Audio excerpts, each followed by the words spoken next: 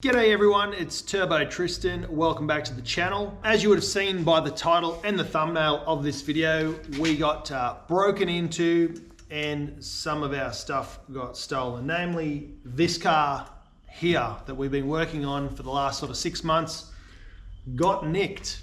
So that's what this video is. We're just talking about crime at the moment in Victoria, in Australia, in Melbourne particularly. It's mainly youth crime. Kids under 18 are being, we assume, are being paid by other older criminals to go and break into places and steal cars and equipment and whatnot, and also rob people's houses. We were very, very fortunate, and before we get into all the details and everything, I just want to say a really quick thank you to Jimmy. Jimmy is a Facebook friend of mine and also a in real life friend of mine. He's part of the Honda family. He's got an Accord, and I met him through doing Chong Data tunes. And he's a really cool dude. He doesn't live too far away. And I posted that we had a break-in and that this car was stolen.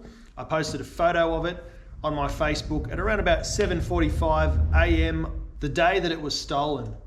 And by around 7:50, 7:55, so within 5 to 10 minutes, Jimmy had found the car, called me, and we went and retrieved the car. So that is a happy ending to this story. Not everybody gets that happy ending that we got. So very, very lucky, very fortunate that, I have lots of good friends and also followers of my Facebook and my YouTube channel that know the car, knew that I was working on it, and also knew that I wouldn't have just left it on the side of the road a few Ks away. All right, so let's get into what actually happened. So before anyone, I don't know, I've done a couple of posts about this on Facebook and people are like, you should do this, you should do that.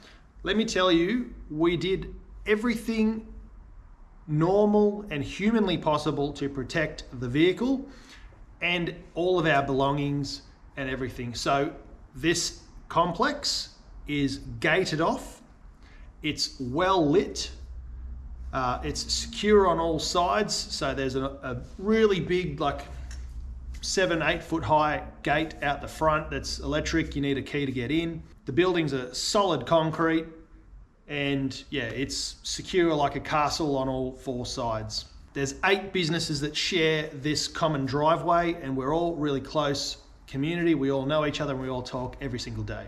And we all have each other's back, which is even better. The complex is very well lit, and out of the 8 businesses here, 5 of us have security cameras that point to all different aspects of the car park. Now the footage that I'm going to show you is the best footage that we've got. Some of the cameras are a bit dated, some of them were looking at different directions, but between the 8 businesses and the 5 businesses that have cameras, we had the whole area covered. I'm just going to show you the best, clearest footage with the newest possible cameras, so it's not grainy and crap for you guys to watch. Secure complex, secure neighbors, security cameras, gated off. Basically a castle, really hard to get in and out of. Everyone's doors were locked and all the vehicles were locked away and put inside. So there was nothing outside to let anyone know that we had cool cars inside. A lot of people have said, oh, this is a targeted thing. It's because you put cars on YouTube. It's because you post on social media, blah, blah, blah, blah, blah. That was my first thought. But going back through the footage, and you'll see this here on screen, is the people didn't know how to drive a manual. They didn't know how to push a car, take it out of gear, or anything like that. Because this car is actually running. It doesn't actually drive at the second, but it's running. The keys were actually in it because it was locked in a secure building. We've never had any issues with any crime before. The keys were in it just because, I don't know, stupid, and from now on, they won't be. But the reason why I don't think it was a targeted break and enter is because the car had a Haltech dash, the car had a Haltech, the car had the wheels. They actually walked past a set of almost brand new Volk CE28N 18 by 9.5 plus 35 wheels at RRP for about $6,000 bucks, plus they have brand new semi slicks on it.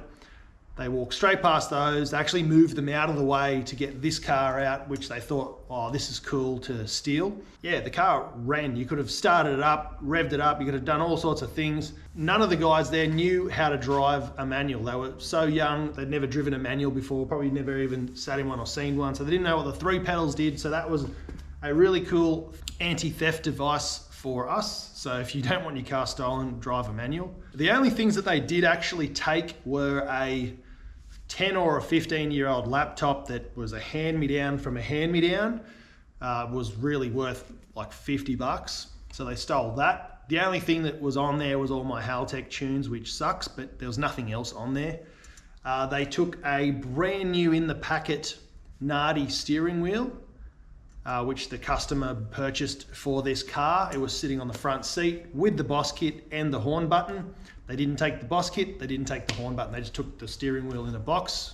And they took a wideband controller, which is a tiny little thing about, you know, this big, smaller than your phone, which they wouldn't have known what that was. It was just quick and easy to unplug, and they just took that. That was $600 worth, plus the laptop, $50, and then $600 worth of the steering wheel. Like $1,300 worth of stuff at the most. So, and we got the car back, and they didn't really damage it. There's a little tiny bit of damage where they pushed it with another car. You can't notice it now that I've cleaned the car up unless you're really, really looking for it. But let's get into the footage, and what you can see here is there was 3 people, 2 young knobheads. They were gloved, masked, hoodied up, couldn't see them, don't know who they are. And they were accompanied by quite a young girl, it looks like 17, driving maybe on her P's, or younger with a stolen car. We don't know about the 2 cars that were used. They most likely were stolen, but they definitely had the number plates folded in so we couldn't read the license plates properly. The dumbass girl had no gloves, no face mask. She wasn't even wearing shoes. She was wearing flip-flops or slides. So we've got her face, we've got her fingerprints, and the cops are tracking her down if they haven't already caught her already. And hopefully she gives up the 2 dogs that she was with. We're confident that they will be caught. Since the break-in, everyone's upped their security even more. We've put alarms on the doors. We've put bollards up where there's stuff and equipment that can be stolen out of the factories. So everyone's on it. So yeah, it's just a thing that's happening at the moment. There's this really, really wild, uncontrollable crime that's going on with stealing cars. They're usually like 14, 15, 16, 17-year-old kids that know that they can't get trialed as an adult, which absolutely sucks. So there's talk and chit chat. I don't know where it's going to go, if it's going to occur, but they're trying to get people that do aggravated break and enters or steal property or assault people or whatever are going to be trialed as an adult here in Australia. That would be fantastic if that happens. It would definitely deter a lot of kids that think they're just going to get away with it. Another real weird thing about the theft, which could mean it was targeted, but again, I don't think so, because they left all that really easy to steal at the time. The dash wasn't in there. They could have just unplugged it, taken it away, the Haltech and the IC7. They didn't even pull off the pod filter. They didn't take the wheels off. They didn't do anything to the car.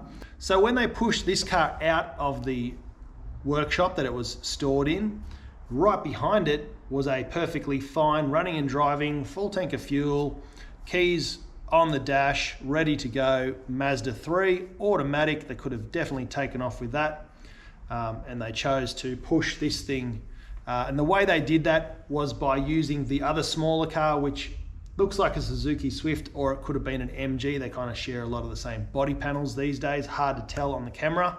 But they used that little blue car to push this car at 4 a.m. in the morning, weaseled it all around through some back streets, and ended up getting it about 2 kilometers away from the factory here, and then just ditching the car. They didn't lock it up. They took the keys, which we've since got brand new keys cut, all the locks and everything all changed. We've added immobilizers. Everything about the car has now been more secured. We've put air tags in all of our cars. Everything's got air tags. Everything's got immobilizers. Unfortunately, that's just the way it is at the moment with this crime spree that's going on with these young kids. And I don't know what they're thinking. It's getting to the point where a lot of people are thinking about vigilante justice, and they're arming themselves with bats and knives and all sorts of different things. So if anyone does come into their houses, it's not going to look good for these kids that are breaking in. I'm not sure they even think about the consequences. They feel like they're 10 foot tall and bulletproof, which, you know, I was young once too. I was no different. But yeah, now that I'm older, I realise that if I did something dumb like that, and a fully grown adult with a dad bod and dad strength that was protecting his house and his assets and his property that he worked hard for, grabbed a young kid that was, you know, all of 50, 60 kilos and trying to act all hard and tough and do some break and enters, it wouldn't be good for that young kid that's inexperienced, probably piss their pants, that type of thing, and get the crap beaten out of them. That's what's gonna be happening to these kids. Everyone that I know that's, I've had several friends being broken into in their home while they're asleep. I've had friends that have workshops and businesses broken into. You know, we've got alerts coming to our phones. If anyone walks past our front door of our business at all hours, going off. The cameras now have facial recognition, so if I walk into my place, it's going to recognize my face and not send any alerts. Same with my missus or any regular friends that come past. They'll get recognized. I can put a name on them, or I can just say, don't worry, don't worry, don't worry.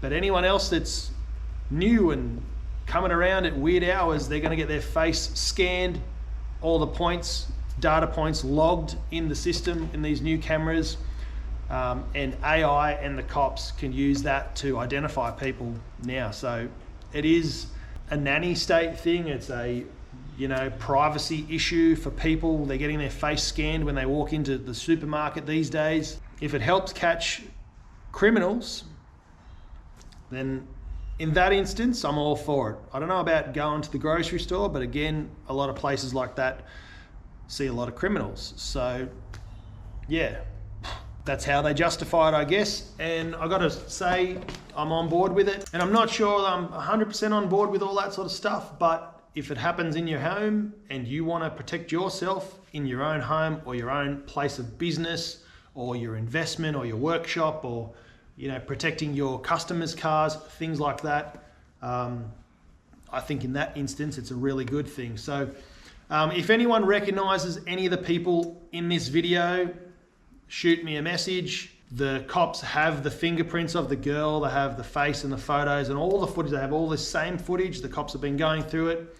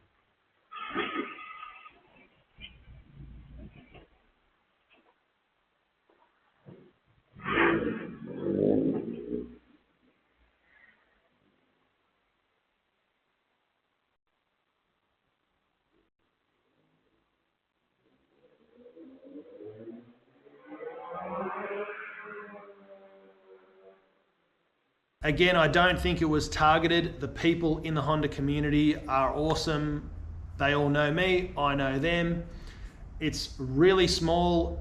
99.99% of the people in the Honda community are good, honest people, and I really don't think this was a specific target to me or my customers' cars or my cars.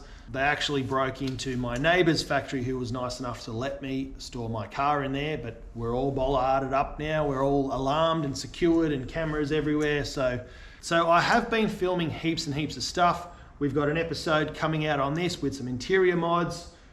We have gassed up the AC, and I've got to say it's amazing. So we're going to talk about that. The car is this close to going off to the dyno. I've been working on a whole other K-swap build project, which is, this one's swapping parts from one car to another car, so it's nice and straightforward. And then we've got Project MAGA, Make Accords Great Again. We are doing more mods to my Accord.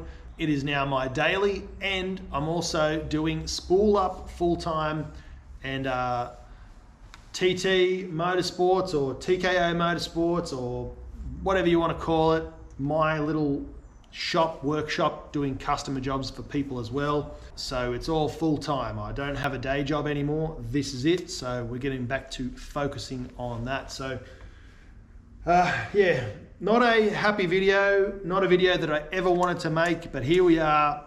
And I'm just so happy that we got the car back. And thanks again to Jimmy, you freaking legend, and everyone else in the Honda community that reached out. A lot of the ED guys as well were, you know, they all banded together. So yeah, we are back on track. We've cleaned off all the fingerprint dust. I'll tell you what, that is hard to clean off, and the cars never look better. So yeah, it's all steam ahead. Let's go. Don't forget to spool up, bring the boost. Check out spoolup.com.au. We are offering Afterpay now on the website.